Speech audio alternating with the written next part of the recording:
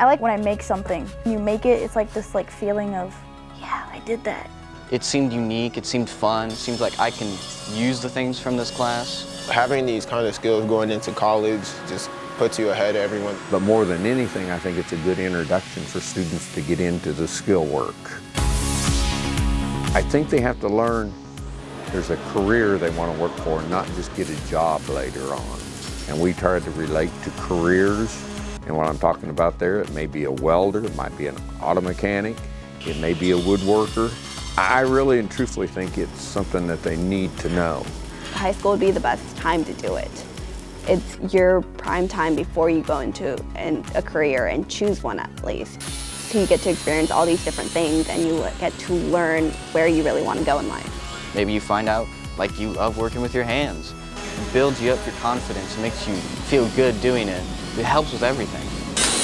Skill jobs right now are so important. It's a high in-demand area. We have numerous places that are striving and cannot find enough skilled workers. It's a good first step for me. I think it's going to be a good career option for me because it's good to learn other things than just math and science. It's good to learn how to build stuff. It makes me feel accomplished, like I actually did something, and it's just cool to see the finishing product.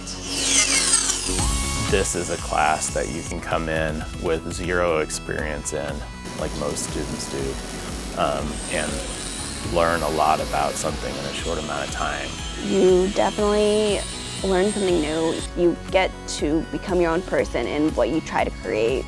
You learn how to do things. You learn your time management. You learn team cooperation, things like that.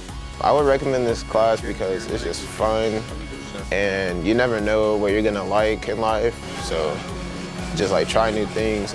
It gives options to high school students for the future. It opens up careers.